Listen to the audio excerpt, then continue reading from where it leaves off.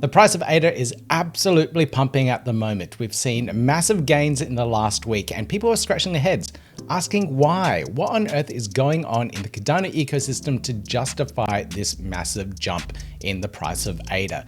In this video, I'll be going through 5 reasons why ADA is one of the most undervalued projects in the crypto space at the moment and why it is set to be really big in 2025. All right, let's get into it.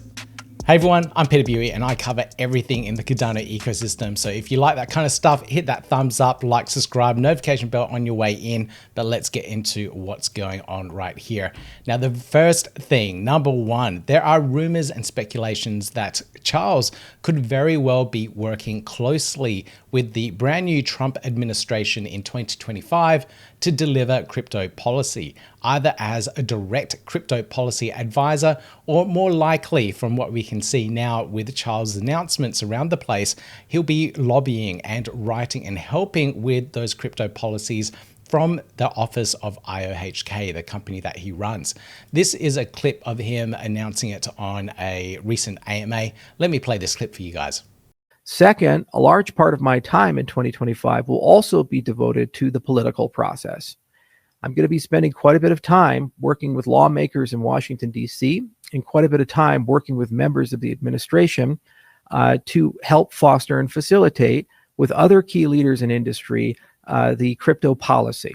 We have to do this and we have to get it done. There's a very high probability that the Republicans will control not only the Senate and the presidency, but also the Congress, the House.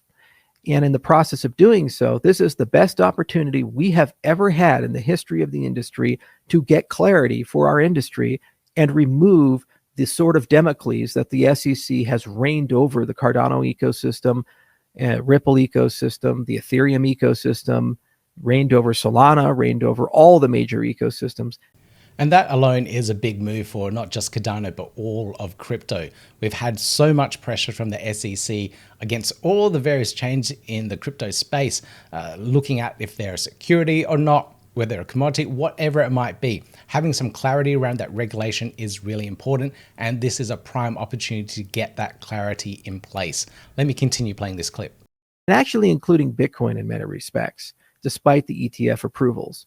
None of us signed up to have companies like BlackRock dictate to the United States what the crypto policy should be. The crypto policy should be written by the American people, the American crypto industry, and by well-meaning lawmakers who are willing to take the time to listen.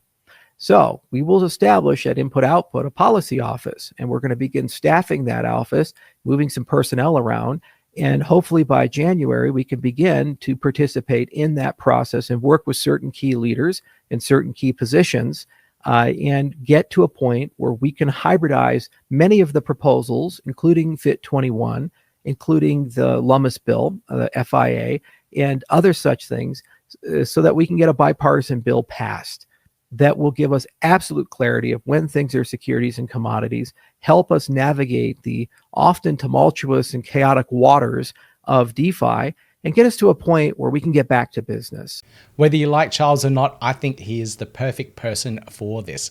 He has lots of friends in the political spheres, and he's been working hard in previous times to try and get clarity into the space. So hopefully we do see this all come to fruition next year and the Trump administration take on board a lot of what Charles has to say as well. So this is one reason why the crypto community, why Cardano holders are absolutely bullish at the moment. The second big thing here is Cardano is not built like other chains. It's built for government. When you think of what is the narrative for Cardano, is it the fastest chain out there? Is it the most secure? Yes, it is very secure. Yes, it is very decentralized, but it's also built specifically for government applications, whether it's for voting systems, whatever it might be. Charles recently has had a meeting with Javier Milei over in Argentina, the president there, and they've had great conversations in regards to implementing blockchain technology at a government level.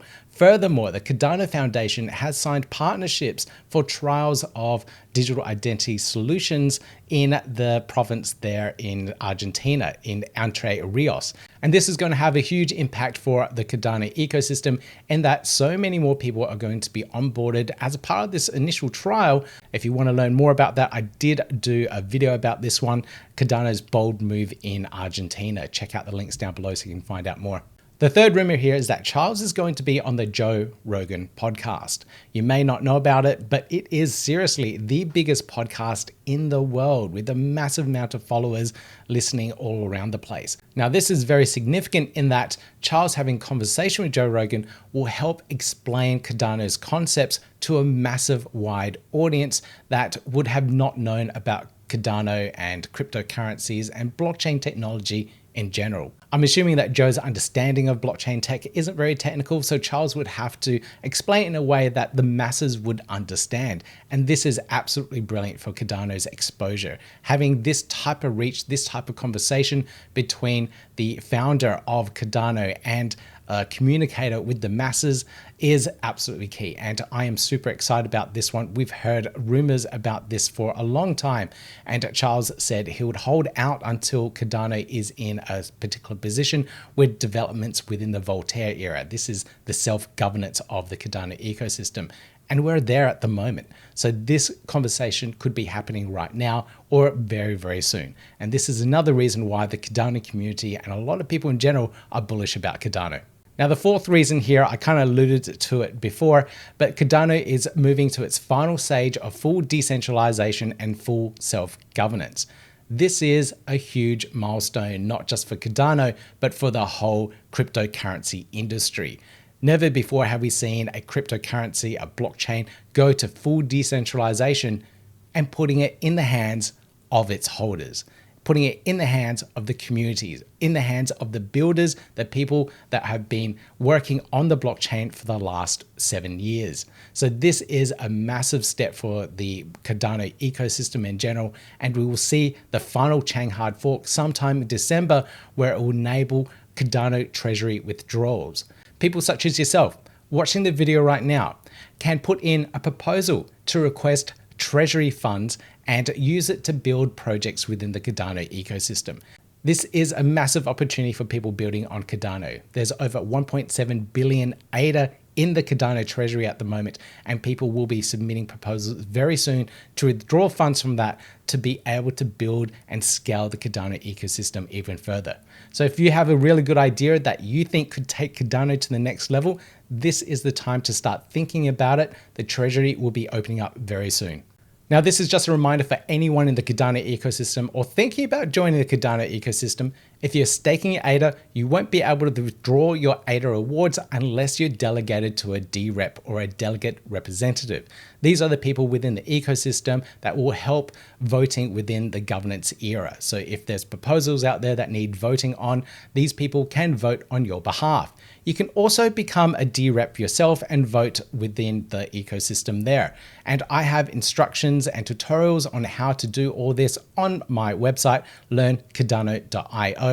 I'll put links down below for you guys so you can find out a little bit more. But here is also my DRep ID. So if you want someone to delegate to, there's my DRep ID. Just find it, use your various Cardano wallets, and you'll be able to delegate to my DRep ID there.